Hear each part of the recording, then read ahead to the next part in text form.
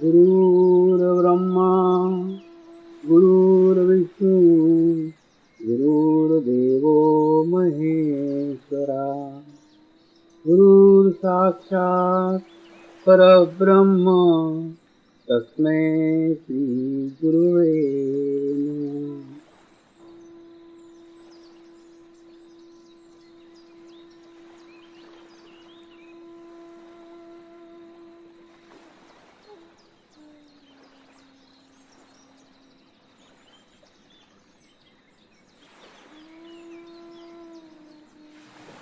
मेरे साथ ध्यान की शुरुआत करेंगे।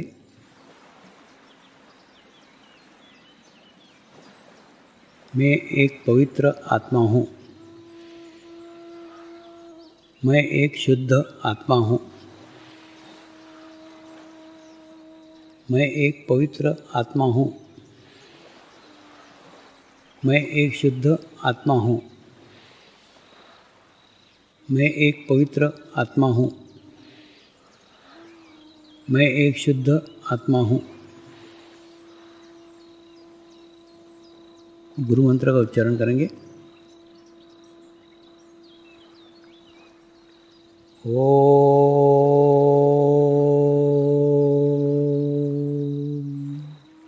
श्री शिवकृपानंद स्वामी नमो नमः। ओम श्री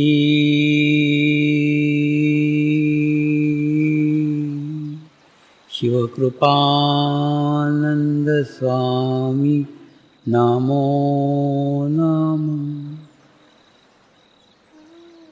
ओम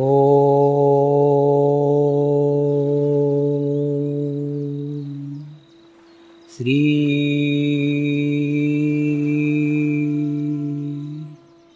शिवकृपानंद स्वामी नमो नमः।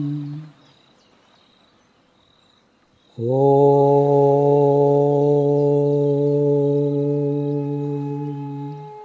श्री शिवकृपानंद स्वामी नमो नमः। ओम श्री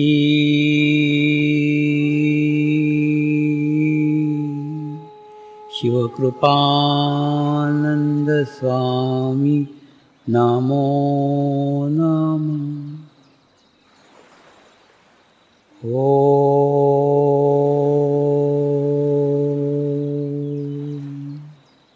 श्री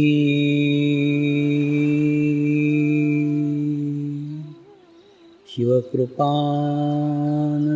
स्वामी नमो नमः। ओम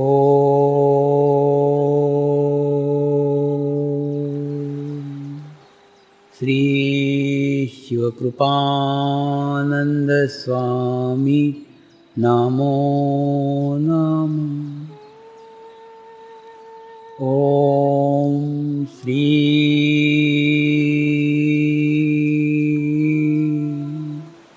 शिवकृपानंद स्वामी नमो नमः। ओम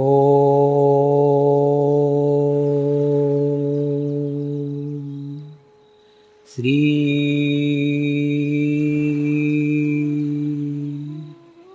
शिवकृपानंद स्वामी नमो नमः। नाभि चक्र पे से याद आया, कई बार ना मैं मेरे गुरुओं से झगड़े करता हूँ, खूब लड़ता हूँ। एक दिन ऐसे ही खूब झगड़ा किया मैंने मेरे गुरुदेव को बोला, तुमने जो ज्ञान, तुमने जो नॉलेज मुझे दिया है, उसमें एक शब्द का हेर फेर न करते हुए वैसा का वैसा मैं समाज को दे रहा हूं। दे रहा हूं कि नहीं रहा हूं? बोले हाँ दे रहे। फिर जो प्रगति मेरी हो रही है वो मेरे साधकों की क्यों नहीं होती? या तो मैं बराबर नहीं दे रहा हूं तो वो मुझे बताओ कि मेरी गलती हो रही है, और अगर मैं बराबर दे रहा हूं, मेरी गलती नहीं है, तो फिर वो बताओ कि मेरे साधकों की प्रगति क्यों नहीं हो रही है। मेरे साधकों की वैसी प्रगति चाहिए जैसी मेरी हुई है।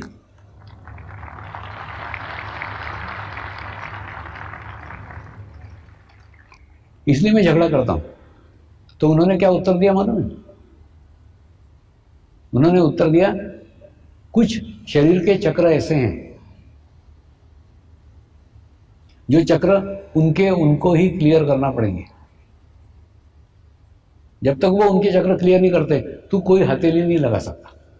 उनकी आध्यात्मिक प्रगति उनके ही हाथ में। उसमें का ये सबसे नीचे का चक्र था नाभि चक्र। नाभि चक्र में यानी साधक ने जब तक अपनी पत्नी से संबंध अच्छे नहीं किए उसकी आध्यात्मिक प्रगति संभव ही नहीं है।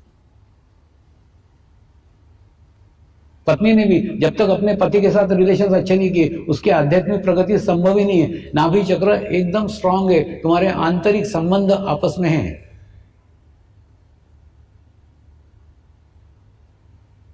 तुम्हारी आध्यात्मिक प्रगति उसके ऊपर डिपेंड है, तुम्हारा पत्नी के साथ कैसा रिलेशन है, पत्नी तुमसे खुश है कि नाराज है, तुम्हारे पति के साथ कैसा संबंध है, पति तुमसे खुश है कि नाराज है, इसके ऊपर तुम्हारी आध्यात्मिक प्रगति निर्भर है। ये सीक्रेट,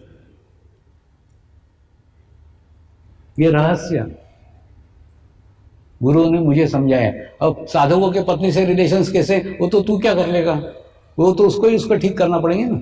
साधिका के अपने पति से कैसे रिलेशन है वो तो उसको ही ठीक करना पड़ेगा ना, तू क्या कर लेगा, वो तेरा क्षेत्र ही नहीं है, तू उसमें दुखी मत हो, तू कुछ नहीं कर सकता उसमें।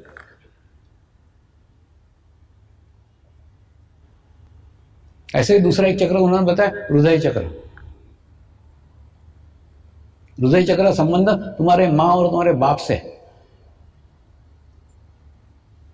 तुम्हारे माँ बाप तुमसे कितना खुश है, तुमसे कितना प्रसन्न है, उसके ऊपर तुम्हारी आध्यात्मिक प्रगति निर्भर करती है।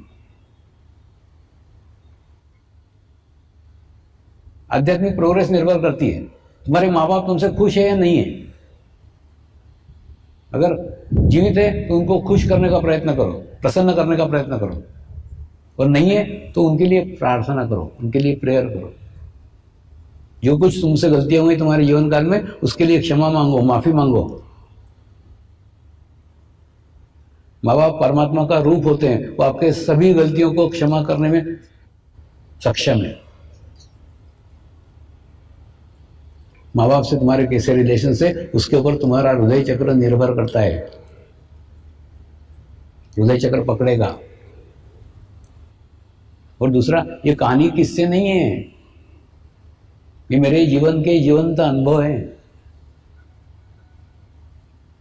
जब मैं इस मार्ग में आया ना तो वो हादसे को समझ करके मेरी माँ चल बसी, लेकिन मेरे पिताजी से मेरे रिलेशंस अच्छे नहीं थे। अच्छे नहीं थे मतलब ये मार्ग में आया वो उनको पसंद नहीं था। पहले उन्होंने समझाया, बाद में गालियां दी। तो उसके बाद में जब मैं कोई जंगली लोगों को सिखाता था तो बोलते थे, अंधों में काना राजा, वो जंगली लोगों को कुछ आता जाता नहीं है, तो कुछ तो भी बड़बड़ करता है, वो तेरी सुनते बैठते। उसके बाद में फिर मैं लंदन जाने लग गया, फ्रांस जाने लग गया, जर्मनी जाने लग गया। फिर धीरे धीरे ये सब देख करके उनके अंदर बदलाव आया, उनके अंदर चेंज आया। वो बोले, तेरे ही अंदर कुछ तो भी है जो इतने सारे देश तेरे को बुलाते हैं, लेकिन मेरे समझ में वो नहीं आ रहा है तेरे अंदर क्या है।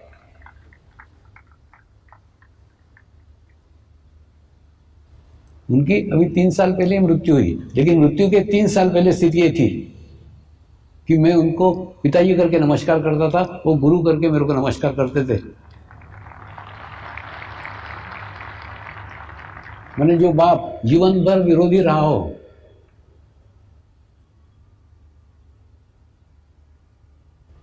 उन्होंने अंत समय में वो स्थिति प्राप्त कर ली थी, वो अवस्था प्राप्त कर ली थी। वो बोले, तूने बाप के रूप में मुझे नमस्कार किया, अब मैं गुरु के रूप में तुझे नमस्कार कर रहा हूं। मेरे को नहीं समझ में आ रहा है तू क्या है क्या नहीं, मालूम नहीं, लेकिन कुछ तो ये है जो मेरे समझ से परे है, मेरे नॉलेज से परे है। लेकिन इतना समझ में आ रहा है, दुनिया ऐसे ही तुझे नहीं बुलाती, कुछ तो भी तेरे अंदर है जो अलग है, अद्वितीय है। कई बार होते थे ना, कई घटनाएं होती थी। जैसे आजकल के बच्चों को पतंग उड़ाना नहीं आता, तो मेरे को वो बोलते थे, अरे उनको मालूम था मैं खूब पतंगबाजी करता था पहले, तो बोले अरे आजकल के औलादों को पतंग नहीं उड़ा के दिखा था जरा। तो मस्त मैदान में आकर के पतंग उड़ा के दिखा रहा था उनको, सब बच्चों को दिखा रहा था। लोग भी बोले क्या बुढ़ा पतंग उड़ा रहा है। और पिताजी मेरे को बोले अब ये पतंग उड़ा रहा है, ये मेरा लड़का है, या ये 2-2 लाख लोगों को शिविर में लोगों को प्रवचन देता है, वो मेरा लड़का है। मैंने बोला पतंग उड़ा रहा है तुम्हारा लड़का है, प्रवचन दे रहा है वो और कोई है। वो माध्यम है, किसी का लड़का ये तुम्हारा है, जो पतंग उड़ा रहा है तुम्हारा लड़का है। तो कहने का मतलब जब पिताजी के अंदर चेंज आया, पिताजी के अंदर बदलाव है, तब जाके आध्यात्मिक प्रोग्रेस हुई है, आध्यात्मिक प्रगति हुई है। तो आप भी आपके माँ बाप से जब तक रिलेशंस अच्छे नहीं कर लेते, जब तक माँ बाप को खुश नहीं करते, माँ बाप को प्रसन्न नहीं करते, आपकी भी आध्यात्मिक प्रगति नहीं हो सकती। और तीसरा चक्र है विशुद्धि। विशुद्धि यश का स्थान है। तुम्हारे भाइयों से, तुम्हारे बहनों से रिलेशंस कैसे, उसके ऊपर तुम्हारी आध्यात्मिक प्रगति निर्भर है।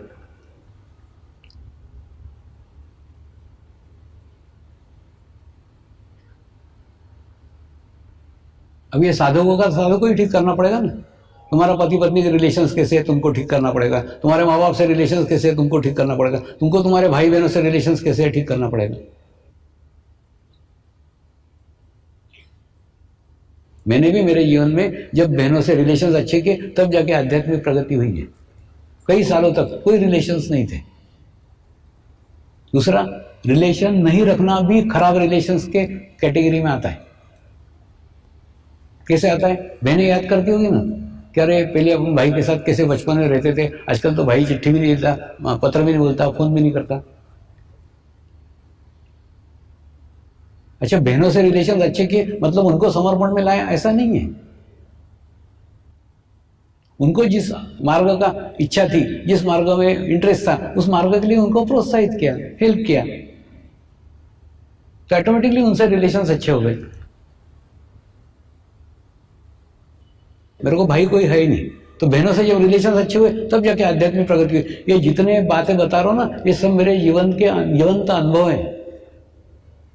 कोई पुस्तक से पढ़ करके आपको नहीं बता, पुस्तकें पढ़ता ही नहीं।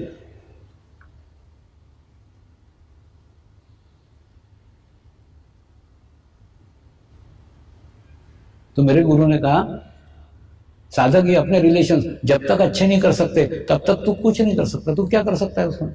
हाँ, तू उनको सिर्फ बता कि ये तुम्हारे संबंध अच्छे करो तो तुम्हारी आध्यात्मिक प्रगति होगी। मैंने दूसरे दिन गुरु पूर्णिमा बता दिया सबको।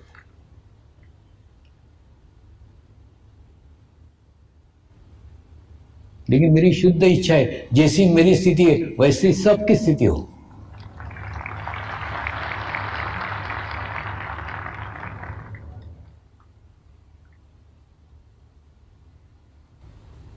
लेकिन ये प्रयास तुमको तुम्हारे ही करना होंगे।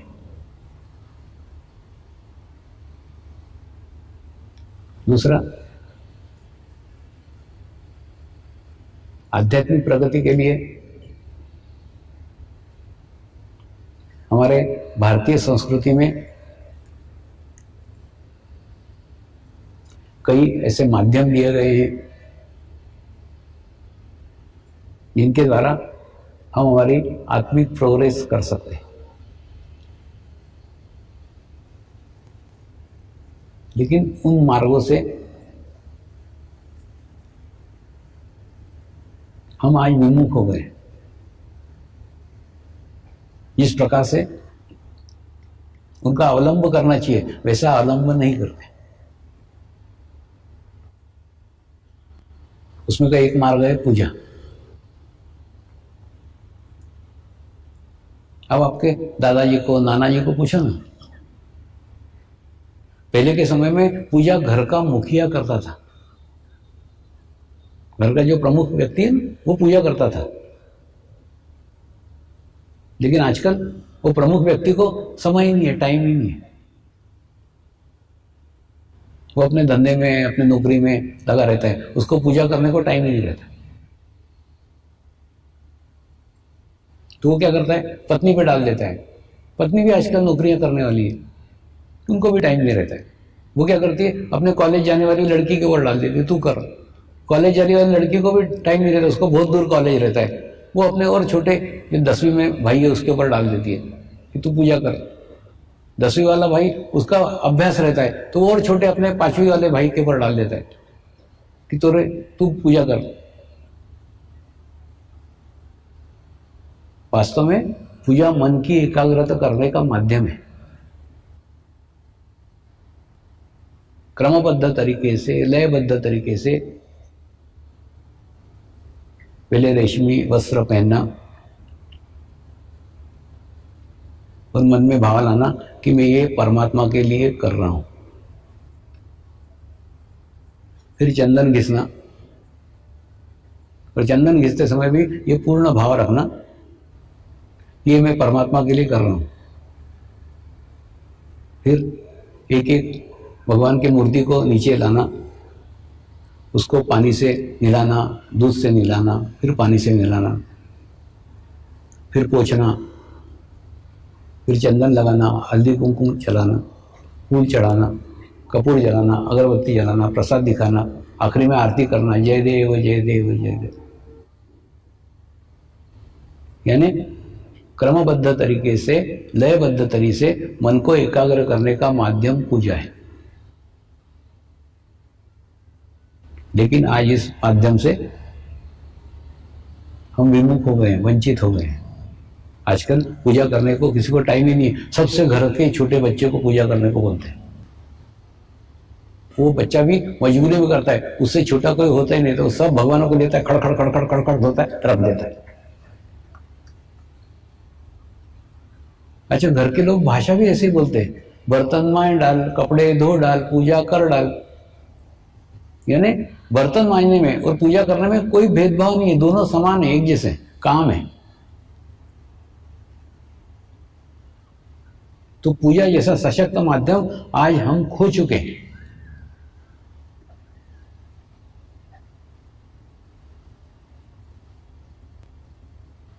दूसरा माध्यम था मंदिर। मंदिर में जाकर के पूर्ण भाव के साथ मूर्ति से अपना संबंध स्थापित करना।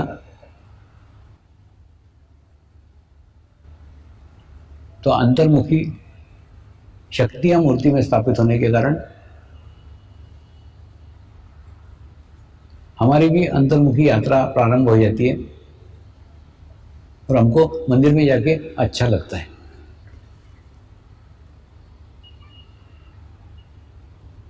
लेकिन वो माध्यम भी हम खो चुके हैं। हम मंदिर में मन की एकाग्रता के लिए, मन की शांति के लिए जाते हैं, हम मांगने जाते हैं।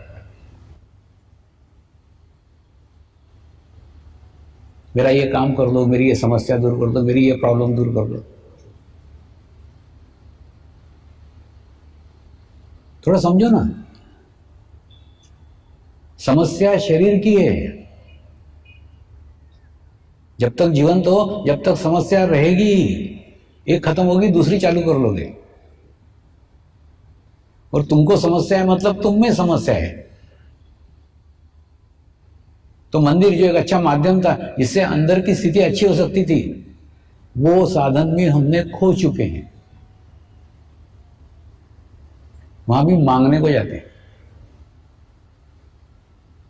तीसरा साधन था दान। भारतीय संस्कृति में दान को भी महत्व है बहुत। दान यानी कोई आए उसके लिए 1 रुपया फेंक देना दान नहीं है। अपनी समस्याओं से अपना चित्त हटा करके दूसरों की समस्या की तरफ देखना दान है। उससे 2 फायदे हैं। एक तो आपका चित्त आपकी समस्या पे से हट जाता है, दूसरा दूसरे की समस्या दूर करने के लिए आप सहायक सिद्ध होते हो। वास्तव में देखा जाए ना, दान को जितना महत्व दिया गया है, उस महत्व को न जानते हुए हम दान करते हैं, तो दान की जो रिजल्ट आना चाहिए,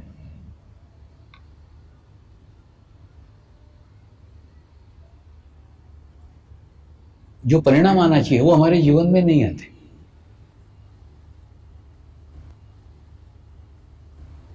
आप ही आत्म परीक्षण करो, मैं जो कह रहा हूं कितना सत्य है। हम दान इन्वेस्टमेंट करने जाते हैं और बोलते भी 1 रुपया दोगे तो 10 लाख मिलेगा। मैंने वो कोई म्यूचुअल फंड है क्या? कोई शेयर है जिसमें तुम 1 रुपया दोगे और 1 लाख मिलेगा? यानी ये इन्वेस्टमेंट करने जा रहे हैं, दान नहीं है, ये इन्वेस्टमेंट है कि मैं 1 रुपया दूंगा तो मेरे को 1 लाख मिलेगा। ये इन्वेस्टमेंट है, ये दान कहां हुआ?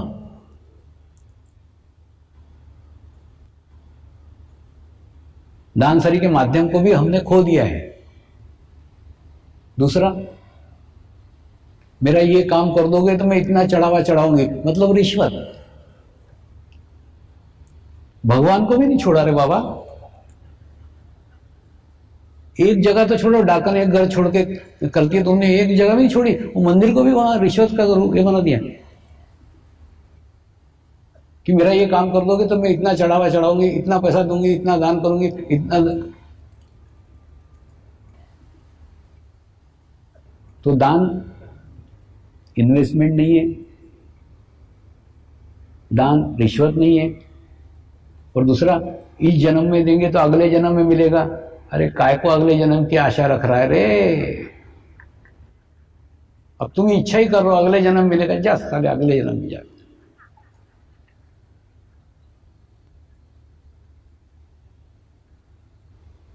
क्यों अगले जन्म का सोचते हो? तुम्हारी सोच ही कैसी? देखो, दान को भी अगले जन्म में मिलेगा, इस जन्म में दोगे अगले जन्म में मिलेगा। चौथा, अपने पाप कर्म कम करने के लिए दान करते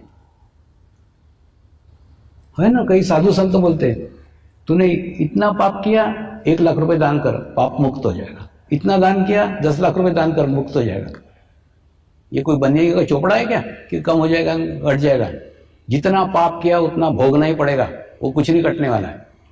कोई पैसे से पाप कटेंगे क्या? तुमने जो पाप कर्म किए वो तुमको भोगना ही पड़ेंगे। पैसे के दान देके उससे दान से वो नहीं कटौती हो सकती।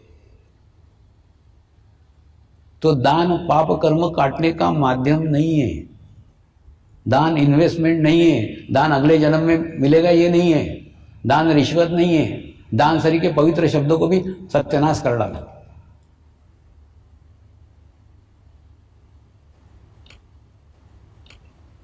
दान केवल और केवल आत्मा को प्रसन्न करने के लिए दिया जाता है।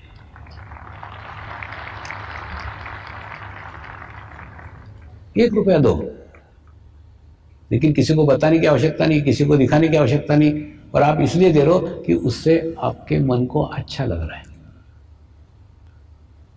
वहां पे दान करके मेरे मन को प्रसन्नता लग रही है, मुझे अच्छा लग रहा है, मेरी आत्मा स्ट्रांग हो रही है, मेरी आत्मा सशक्त हो रही है, इसलिए मैं ध्यान कर रहा हूं। मेरे को कुछ नहीं चाहिए, मेरा कोई इन्वेस्टमेंट नहीं है, मेरे को अगला जन्म लेना ही नहीं है, अगले जन्म में मुझे चाहिए ही नहीं, मैं रिश्वत दे नहीं रहा हूं, मेरे पाप कर्म काट नहीं रहा हूं, कोई अपेक्षा ही नहीं है, कोई अपेक्षा रहित दान आत्मा के साथ करो। आत्मा को पवित्र करने के लिए, आत्मा को शुद्ध करने के लिए, आत्मा को सशक्त करने के लिए दान करो।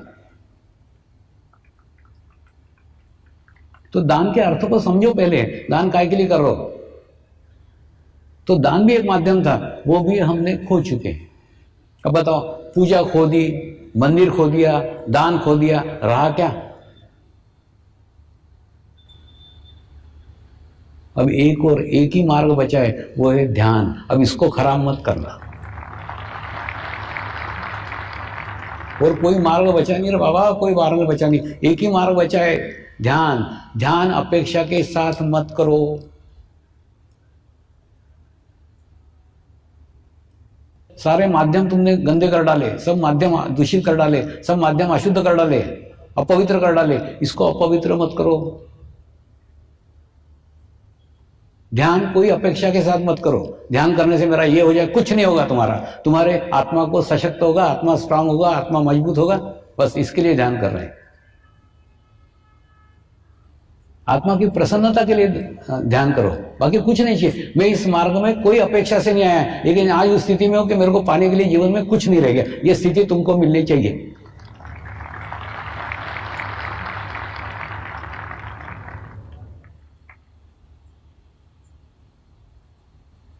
अपेक्षा रहित दान करो, कोई अपेक्षा नहीं है।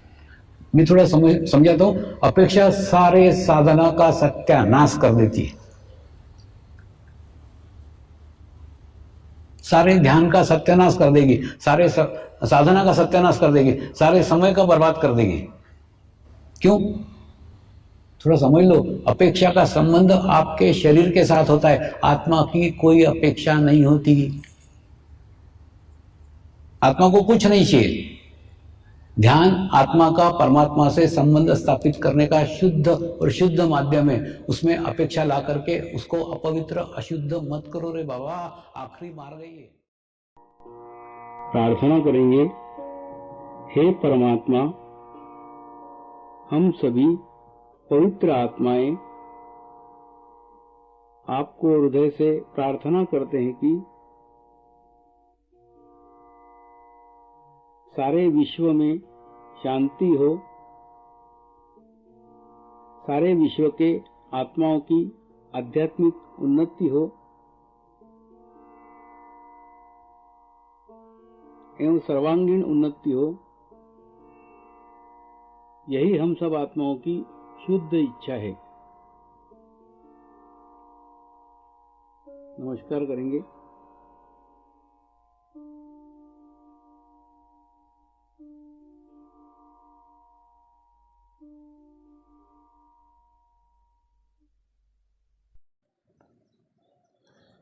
हे परमात्मा, हम सभी पवित्र आत्माएं आपको हृदय से प्रार्थना करते हैं कि हमारे सद्गुरु श्री शिव कृपानंद स्वामी जी का स्वास्थ्य सदैव अच्छा रहे, उनकी आयु दीर्घ हो, यही हम सब आत्माओं की शुद्ध इच्छा है, शुद्ध इच्छा है, शुद्ध इच्छा है। हे परमात्मा, सारे विश्व में स्थापित होने वाली श्री मंगल मूर्तियों की स्थापना, श्री गुरु शक्ति धाम का निर्माण कार्य आपकी कृपा में, आपकी करुणा में, आपकी इच्छा अनुसार निर्विघ्न संपन्न हो, यही हम सब आत्माओं की शुद्ध प्रार्थना है, शुद्ध प्रार्थना है, शुद्ध प्रार्थना है। शांति पाठ करेंगे। ओम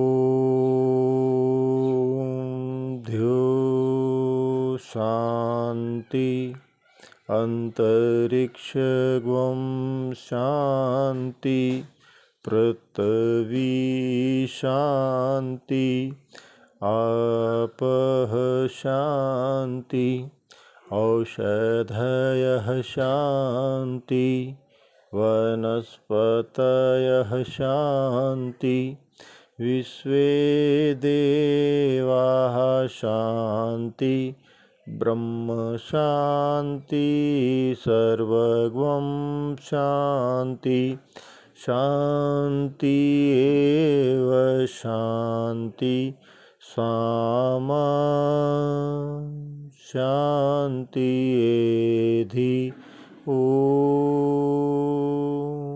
शांति शांति शांति सर्व इष्ट सुशांति भवतु।